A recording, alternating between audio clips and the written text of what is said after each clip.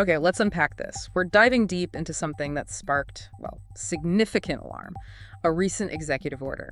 Yeah, one aimed at really shaking up how the U.S. government handles its data, consolidating a lot of it. And this move, according to the material you've shared, seems pretty deeply tied to a company called Palantir. It's definitely a situation generating intense discussion and a lot of concern, across a wide spectrum. Absolutely. So for this deep dive, we've pulled from quite a stack. Articles, discussions, research notes, all sorts of things. Seems like a good mix. Reddit, but also major news outlets. Yeah, exactly. New York Times, MSNBC, Economic Times, Wired, 404 Media, The Intercept, Guardian, FT, Politico, Telegraph, Bloomberg, CNBC, even their Wikipedia page. Okay, so that gives us a really rich kind of tapestry of reporting and opinions to draw from. It does.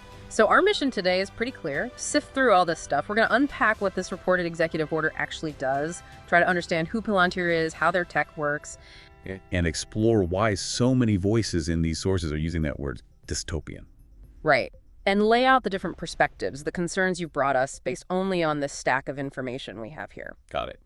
So let's start with the government action, the heart of it. Sources point to an executive order signed back in March 2025. Right, titled Stopping Waste, Fraud, and Abuse by Eliminating Information Silos. Okay. And the stated goal sounds, well, fairly straightforward on the surface. It does. To remove unnecessary barriers to federal employees accessing government data and promoting interagency data sharing. Seems like a push for efficiency, breaking down bureaucratic walls. But as the sources immediately highlight, that stated purpose just, boom, ignited a firestorm of criticism. Yeah, the core argument from critics is that these government information silos may be inefficient, sure, but they weren't always just barriers. They were deliberate safeguards designed to preserve privacy. That's the crucial tension right there in the material. The concern isn't just efficiency.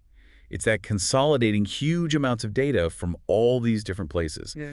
Well, it creates entirely new, maybe dangerous opportunities for abuse. And this is where that word keeps popping up, dystopian. The sources note it started circulating, first attributed to maybe an anonymous Twitter user, later linked to someone specific, maybe with an agenda, some suggest. But regardless of where it started, that word dystopian, it just stuck. It captured the scale of the fears people were expressing. And what really seems to have amplified those fears, according to recent reporting mentioned in the sources, is the suggestion, the claim, that the current administration is specifically tapping Palantir. Tapping Palantir to be the company to actually implement this massive data consolidation. Exactly, across the government. Which, okay, that immediately makes you ask, who is Palantir? What's their story? Well, Palantir Technologies, founded way back in 2003. The names you see are Peter Thiel, Stephen Cohen, Joe Lonsdale, and Alex Karp. He's a current CEO. Based in Denver now, right? And doing pretty well financially. Apparently, sources report their 2024 revenue at $2.87 billion. And they're headquartered in Denver, yes. And they had some incredibly significant early backing that stands out in the sources. Yeah, an early investment, $2 million, right, from the CIA's own venture capital arm, In-Q-Tel. Wow, okay. And then another $30 million from Peter Thiel himself and his founders fund. So not just funding, but the sources indicate their foundational tech was actually developed with input from intelligence agencies over like 3 years. That's what the material suggests. Their early focus was on something they called intelligence augmentation. Basically, helping human analysts make sense of really complex data sets. And their mission now, the source is quoted as, well, it's bold, becoming the U.S. government's central operating system. It is a bold statement. And according to their CTO in one source, that operating system idea isn't just about, collecting data or running reports. It goes further. Yeah, the implication is their tech is designed to be so integrated, it could actually participate in the decision-making process itself. They talk about building digital infrastructure for decision-making on their blog, bringing the right data to the people who need it, especially where systems are all fragmented and don't talk to each other. And their CEO, Alex Karp, he described the company's core role as the finding of hidden things, sifting through all that data to see patterns, connections, things you'd miss if the data stayed in silos. And speaking of Karp, the sources mention his recent book got described pretty provocatively. A call to arms, literally, for tech bros. Defending Western values. That description certainly hints at a particular worldview, doesn't it? A philosophy may be influencing the company. So given that background, that mission, it's probably not a huge surprise that Palantir has a, let's say, significant history working with governments, and sometimes that's been controversial. Yeah, the source material gives us quite a few examples. One really prominent one is their work with ICE, Immigration and Customs Enforcement. Okay, what did they do there? Palantir got a $41 million contract back in 2014 to build a system called Investigative Case Management, or ICM, specifically designed to track immigrant data. And that system became fully operational under the Trump administration, September 2017. That's what the sources report. Yeah. And that work drew serious criticism, concerns about digital inequality, online freedoms. And the potential for that sensitive immigrant data to be exploited or shared inappropriately with other agencies. Exactly. Plus, Amnesty International has apparently reported on Palantir's human rights record in relation to some of this work, adding another layer of scrutiny. What other projects stand out? Well, there's Project Maven, that AI program for analyzing drone footage. Palantir took that over from Google. Right. Google dropped out after employee protests, didn't they? Because of the potential military applications? Precisely. And critics, according to these sources, warned that this tech could lead towards, or at least contribute to, lethal autonomous weapons. Beyond those big ones. Military intelligence applications, like in Afghanistan, trying to predict IED locations. Some soldiers apparently found it more useful than the Army's own system. And policing, too. Yeah, involvement in a controversial license plate database project in California back in 2013, and predictive policing work in New Orleans in 2012. And this isn't just a U.S. thing, is it? Their reach is global. Definitely. Sources show their tech being used in Danish predictive policing, P-Intel it's called, German state police, Europol. Wow. And Norway. That example seems pretty striking. It is. Norwegian customs using it to screen passengers and accessing data from, get this, over 30 different databases. 30? Like what kind of databases? Things like the National Citizen Registry, DMV records, credit info, even social media data, apparently. It's a huge amount of information consolidation right there. That's extensive. One other international use case mentioned was maybe less controversial, the IAEA. Right, the International Atomic Energy Agency, using Palantir's platform to help verify Iran's compliance with the 2015 nuclear deal. So a different kind of application. Okay, so lots of different government contracts, some very controversial, but out of all of them mentioned in the sources, their involvement with the UK's National Health Service, the NHS, seems like a particularly charged case study. It really stands out in the material, yeah. Palantir's actually been working with the NHS for a while now, using their main platform, Foundry. For what specifically? Things like analyzing the COVID-19 vaccine rollout data, helping caseworkers access data for the Homes for Ukraine program, sort of back-office data crunching stuff initially. But then came the big one, the Flashpoint, that massive contract awarded last November. Exactly, November 2023. A $330 million contract. That's huge money. For what, exactly? Building a new data platform? Yeah, a federated data platform. The idea is to let people access health data from lots of different separate NHS systems, all through one single unified platform. Sounds efficient, maybe, but it triggered immediate significant opposition. Oh, yeah. According to the sources, huge backlash from civil liberties groups, professional bodies like the British Medical Association, the Doctors Association UK. Even cybersecurity experts raised red flags. What were the specific criticisms? What did the sources say people were worried about? A whole range of things. There were accusations linking Palantir to supporting genocide, specifically because of their work with the Israeli Defense Forces, the IDF. Okay, that's heavy. What else? Major privacy and security concerns, obviously. Handling incredibly sensitive patient data on that scale. There were also allegations that Palantir had sort of bought its way in through earlier, smaller contracts. And criticism of the process itself, how the contract was awarded. Very sharp criticism. Some sources call the procurement process a farce. Claims that Palantir had an unfair advantage because they were already involved, already embedded in the NHS systems. And the bidding window was apparently unusually short. And it wasn't just talk, right? Sources mention legal threats. Campaign groups explicitly threatened legal action over the contract, specifically citing concerns about patient data privacy. And actual protests. Yeah, quite visible ones. In April 2024, medical professionals actually picketed NHS England headquarters, demanding the contract be ended.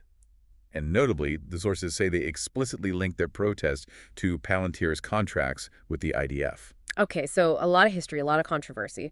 Let's try and pull back the curtain a bit on the technology itself. How does it actually work, based on that AMA thread you showed? Right. That source gives a pretty helpful, if maybe simplified look under the hood. Yeah. It describes Palantir's main platform as Foundry. Foundry. Think of Foundry as like a really sophisticated kitchen. You bring in all your ingredients, that's your data, from wherever it comes from, spreadsheets, databases, sensors, whatever. And in the Foundry kitchen. You can analyze it, transform it, visualize it. Basically, turn raw data into useful insights. It's used across commercial businesses, but also civilian government agencies. Okay, so Foundry is the central workspace, the kitchen. What about the AI part? That seems key. That's where AIP comes in, the artificial intelligence platform. AIP is built on top of Foundry. It uses machine learning, AI. To do what? Generate insights, automate tasks, make predictions. The analogy used in the source was like having a really smart sous chef in your kitchen. A sous chef who can, what? Suggest recipes. Kind of, yeah. Looks at all the ingredients, maybe past recipes, and suggests what you should make or how to make your cooking process more efficient. AIP can monitor how different AI models are performing, help clean and prepare data for AI use. And you can choose different AI models? Apparently, yeah. Yeah. It lets users plug in different models, like various large language models, depending on the specific task they need done. Got it. So Foundry is the kitchen, AIP is the smart sous chef. How does it all get organized? What structures the data? That's ontology. Ontology is like fundamental to how Palantir works. It defines all the relationships between the different pieces of data, your ingredients. So it connects things, a patient to a doctor, a location to an agency. Exactly. Think of it like a super detailed recipe book or maybe a blueprint. It structures the data, shows how everything relates. That structure is what makes really complex, disparate data understandable and, importantly, queryable. And how does all that data get into the kitchen, into Foundry in the first place? That's the pipeline. The pipeline is the automated system that moves data from its original source, wherever it lives, into Foundry and gets it into a usable format. Like a conveyor belt and prep station. Good analogy.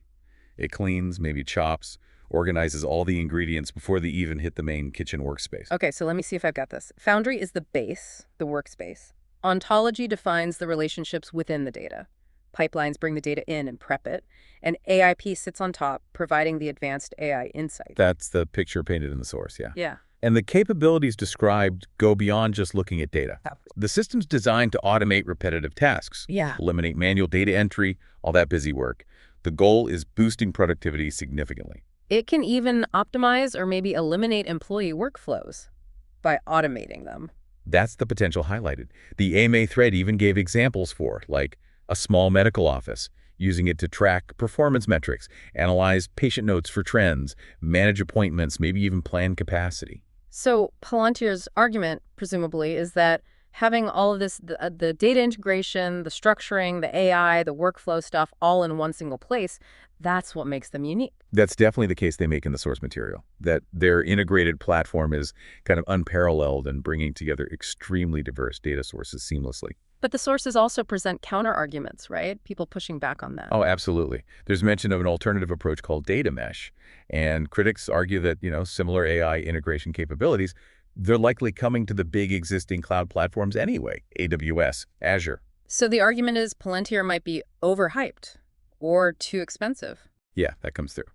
That is potentially overhyped, definitely expensive, and that maybe its high valuation is based on assumptions that it'll achieve this near monopoly position in government and enterprise data integration, which isn't guaranteed. Okay.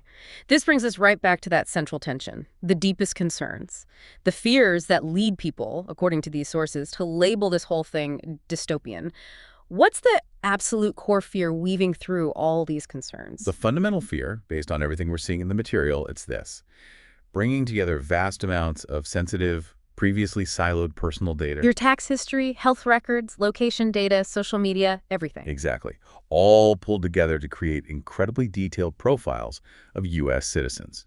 And the fear is that this creates an unprecedented, frankly terrifying opportunity for abuse, and ultimately enables mass surveillance on a chilling scale. So the argument for the old, maybe clunky silos is that their very inefficiency actually served a purpose, protecting privacy. That's a really strong point made by critics in the sources. Experts are cited arguing that those silos weren't just, accidental technical debt.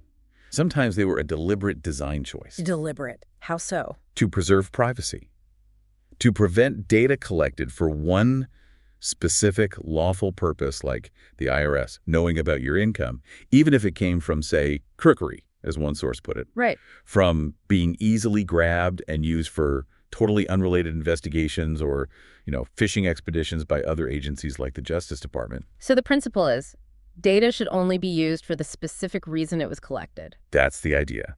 And consolidating everything fundamentally breaks that principle. Critics argue it creates a crisis of trust between people and their government.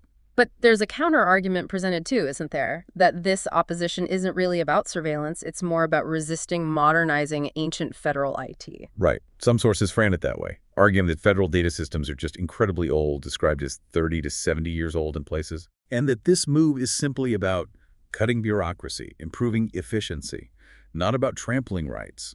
They suggest the media and critics are maybe amplifying Luddite fears about tech that just connects databases without understanding the nuances. And then there's that other perspective.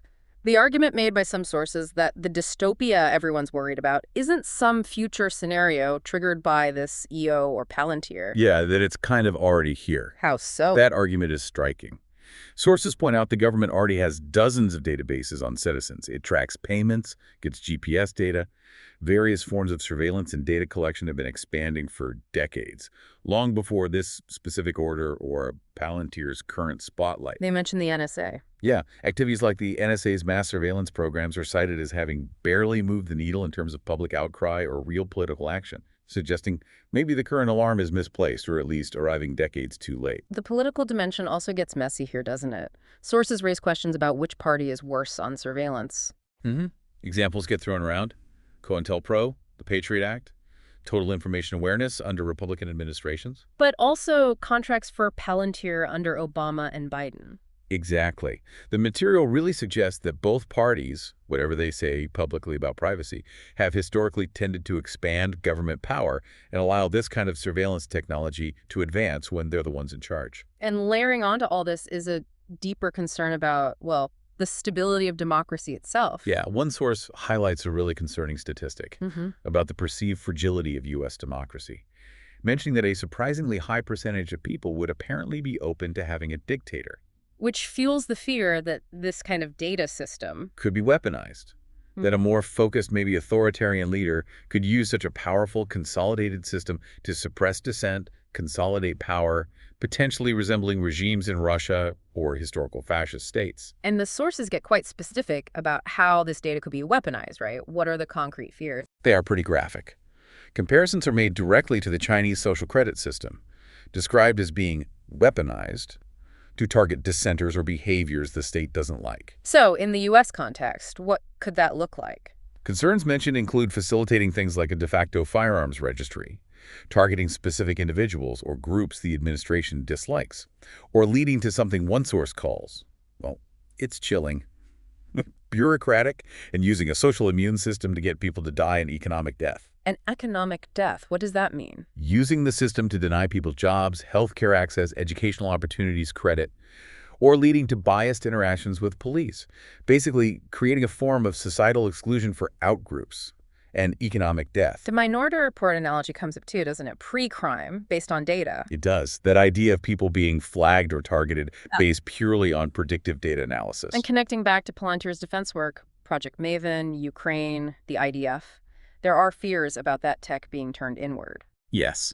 Sources explicitly link Palantir's AI and military contracts to fears of AI-powered lethal autonomous weapons, and crucially, the terrifying possibility that those capabilities could eventually be used domestically. They mentioned the IDF's use of AI and drones specifically. Yes, the reported use of AI and drones by the IDF in current conflicts is mentioned as something that heightens these specific fears about domestic application. We absolutely have to talk about Peter Thiel, Palantir's co-founder. His views are highlighted in the sources as being really relevant here. Yeah, Thiel gets described in the material using some pretty strong terms, a neo-feudalist and transhumanist. Okay, let's unpack those based on the sources. Neo-feudalist means? Essentially, favoring a return to a social structure dominated by powerful, privately owned entities like corporations rather than democratic states. Sort of like fiefdoms, but corporate ones. And transhumanist. That's about using technology to evolve human capabilities, maybe even beyond our current biological limits. Augmentation, life extension, that kind of thing. And then there's that really controversial quote from his 2009 essay that keeps surfacing. I no longer believe that freedom and democracy are compatible. Right. And the interpretation provided in the source material for that is, well, that Thiel believes democracy, especially after suffrage expanded, like giving women the vote in the 1920s, What? constrains the property rights and power of billionaires like himself too much, that it favors workers and the poor excessively.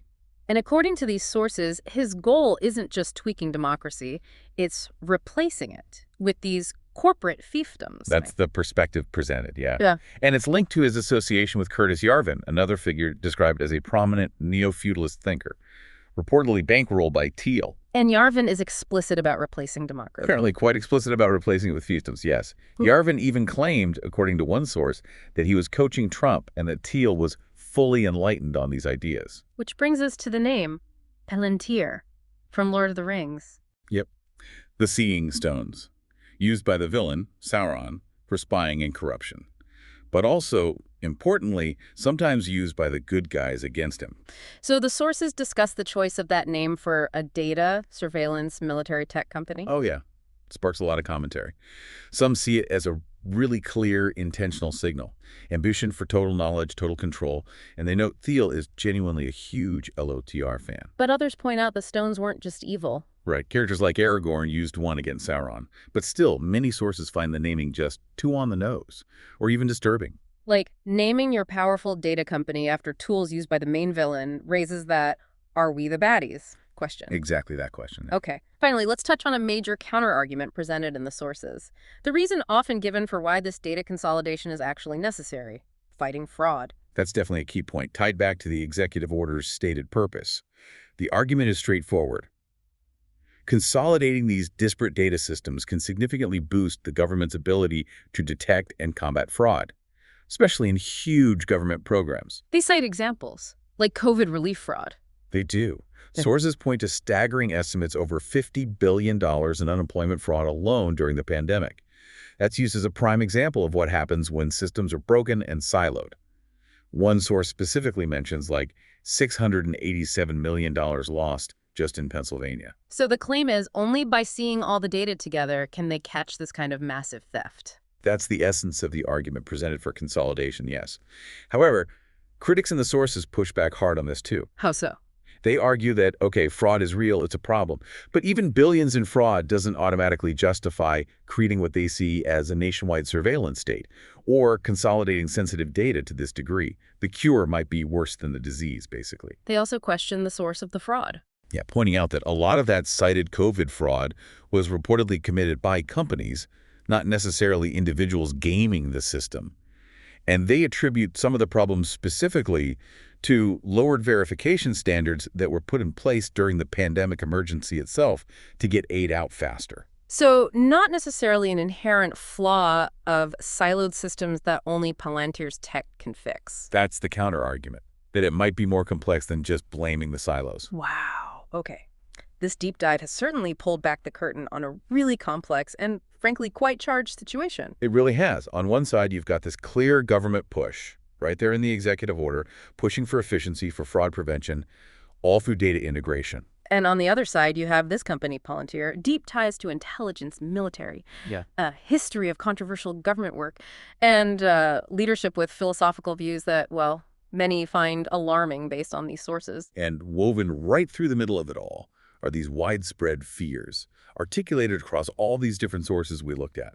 Fears about the potential for this level of data consolidation to lead to mass surveillance, to abuse of power, to a fundamental erosion of privacy, and maybe even democratic principles. So you've heard the arguments for modernization, for efficiency, for battling fraud, and you've heard the profound concerns about who gets control over this kind of information power and how it might actually be used. You've heard about Palantir's unique capabilities, as described, in pulling together all sorts of diverse data for advanced analysis, decision support, but also the significant controversies around its past work and those unsettling philosophical underpinnings mentioned in relation to its founder. It leaves us with a fundamental tension, doesn't it? A really critical question that these sources basically force us to consider. Definitely. Given the incredible capabilities of modern data integration, of AI, and recognizing that the intentions of the people who might wield this power can vary, drastically. How do we, as a society, effectively balance the potential benefits, maybe efficiency, maybe fighting crime, maybe even positive social outcomes we haven't discussed, with the fundamental need to protect individual liberty? And maintain public trust, and prevent that very real slide towards the kind of dystopian level of control that so many of these sources clearly fear. It's a huge question. Yeah. And it only gets more urgent as this technology gets more powerful and more deeply embedded in how government works.